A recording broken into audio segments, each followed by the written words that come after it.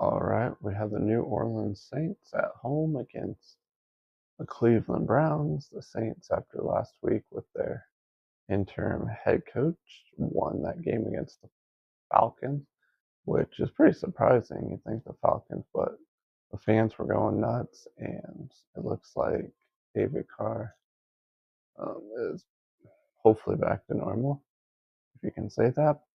Um, but the Browns still are going to use Winston, and we'll see how this goes because they're coming off a bye and they had just lost, but at the same time, they played a good defense. I'm really not sure if the Saints defense is really fixed, but the Saints are at home, so that will benefit them because the last 4 games they're giving up 33.3 average on defense. The Saints are for points per game and only scoring 16.8, and the Browns are scoring 17.3 on offense and defense 23.0, which they did not look like themselves a couple weeks ago. We have passing yards 234 for the Browns and 232 on the defense and 219 for the Saints offense and 226. Both teams are pretty even there.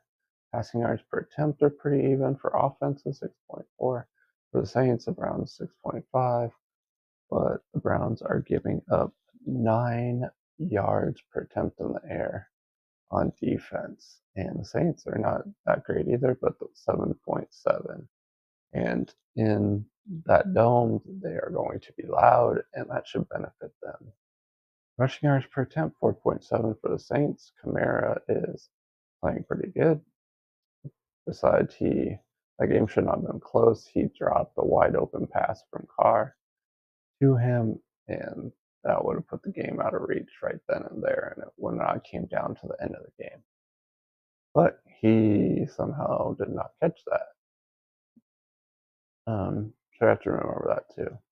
And the Browns are only 3.6 rushing yards per attempt on offense. They're giving up 3.9 on defense, and the Saints are giving up 5.5 on defense. So you might want to run against them a little. Let's go to points per play, 1.5 for the Saints. Horrible. Browns are just a little better, 1.7. And the defense is the Browns 2.8 and the Saints 3.7, which is atrocious. So two defenses kind of struggling right now. Total expected points, negative 15 for the Saints the last 4, and the Browns negative 8.2. So that's a negative 6.8 spread, or negative 7 if you're going to round for the Browns, and if you want to round down, that's negative 6.5. And if you are betting that way, that would be a bet because it is more than a 3, 4, or 5 even point margin compared to that total expected points in the last 4. That is crazy. I think the Saints are getting the benefit of an interim head coach change, and the defense played well, and they're home. So I'm guessing that's probably why. And Winston didn't look great against the Chargers. But the Saints team has been struggling, and we're just a little better last week. So this is week 2, though, and the players and coach might not be playing the same way as they did last week. All right, let's scroll over here to game cards. We have 34.2% chance for the Saints, 65 for the Browns to win, -4 spread. This is all based on our simulation points per game, both sides and the rest of the stats. And we're going to have -4 spread for the Browns, +4 for the Saints. That is a 5-point margin for the Browns, just like total expected points. So that would be a bet that way also. My model has this a little closer since I add in the Saints home field advantage. They play a lot better at home, and a lot has to do with that because their home field advantage is in a dome, and so they don't need the full place full just to win a game. But um, it should be full after they won last week for sure. If we look at these game cards, it's pretty much green everywhere for the Browns, besides that passing yards per attempt, turnovers, and point differential. But besides that, this is my model.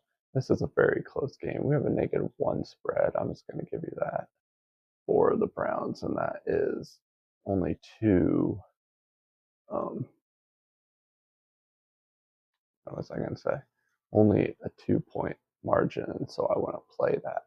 But this is getting in Stanford Wong territory to play in one of your teasers. It's at currently 1, but you don't want to add a 6-point teaser and make it a 7. So if it gets up there to 1.5, or if you think you want to play a 6.5 teaser, that would gonna cost you more juice. It would be like what, -130 for odds if you play the 6.5 instead of 6, because the 6 is -120.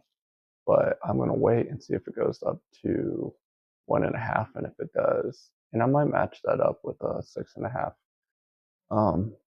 point teaser with another game if I find one I want to add it into. Was it just those two?